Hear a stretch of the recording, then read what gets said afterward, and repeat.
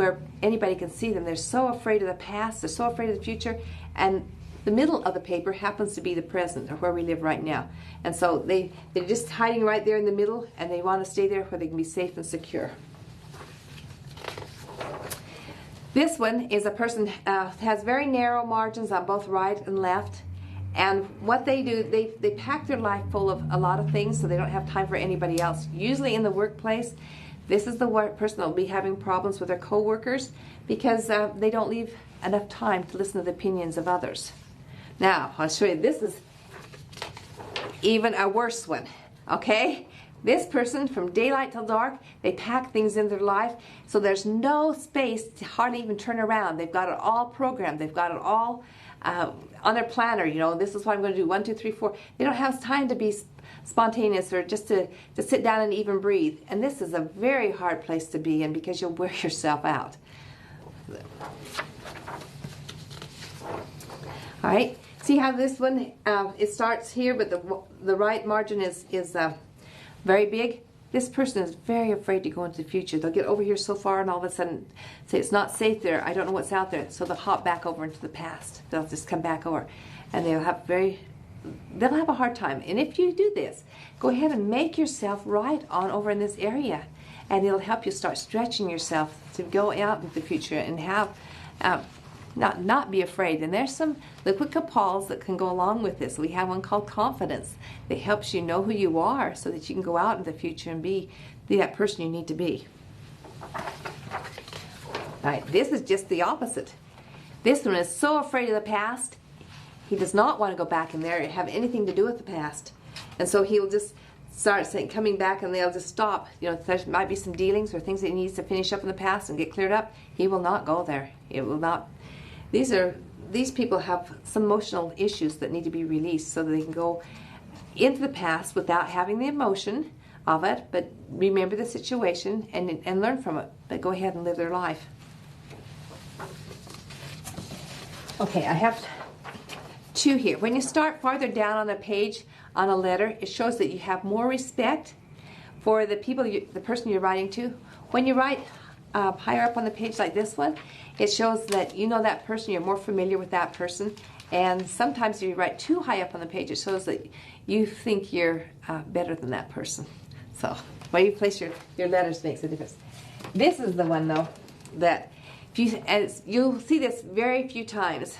But if you see somebody that just starts their margin wherever they want to on the paper, it just means that this person does not like to follow rules and the set up by society. They're usually the ones that gets in trouble with the law, and because they want to go out and do their own thing their way.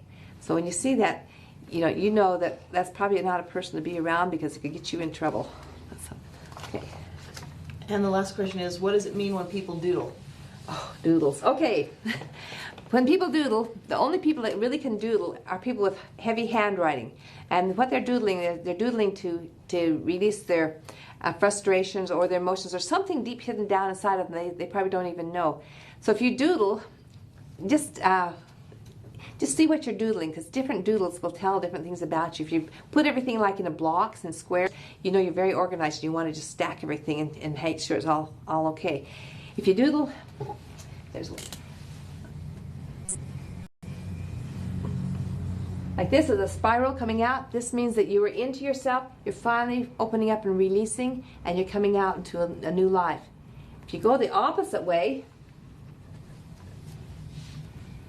it means that you feel like you're being closed in, you cannot stand what's going on around you and what's happening. You're going to shut yourself up, you're going to go in that little shell and be protected.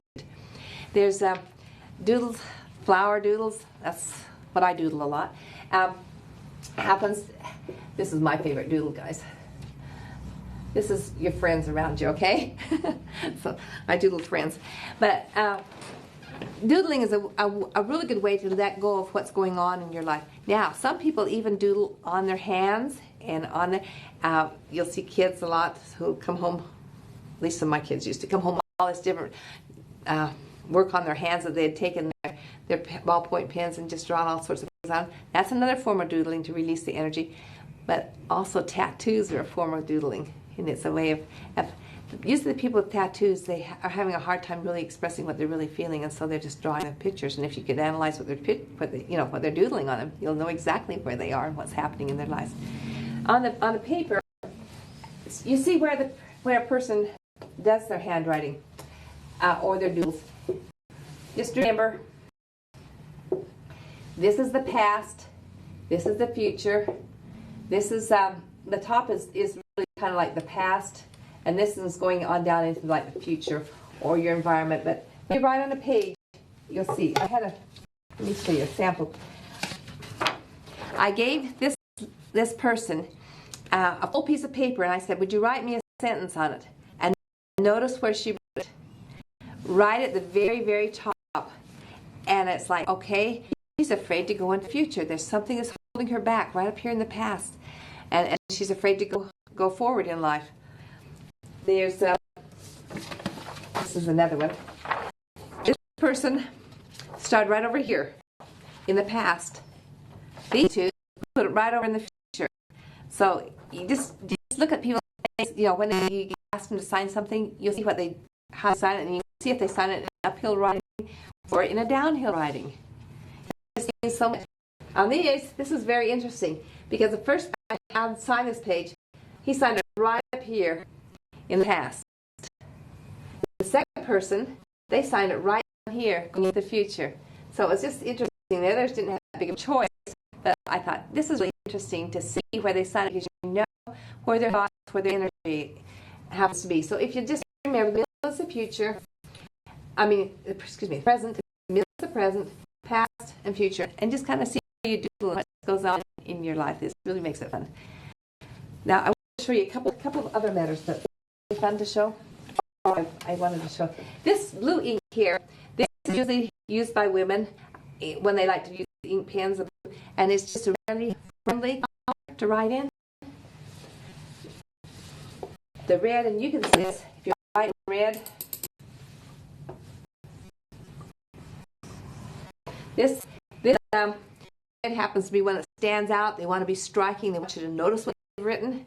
And black, when you write in black, this means that you want it your way. This is going to be very clear.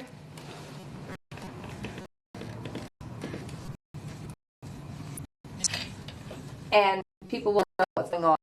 So they write it so clearly. And then, let me just say, if just underline that in your signature, it helps you to stand up and say, people start know that you're important. If you ever take and underline your signature, it means you're really, really important. But in the end, I think there's a couple. I wanted to show. Maybe you put loops in your letters. This one, several of them there. Okay. This letter is saying, "Look at me. Here I am. I want to be recognized, and yet nobody will ever recognize you. Take it off. You don't need to make it into a letter like this. Comes in. It says the bottom loops like this, and strips like this. It will draw you. So take it. There's a lot of things go on. Then handwrite. What I just want to say is write clear as possible. You can make your letters better to be. You'll start feeling a difference in your life. All right. Good luck in your writing. Thank you.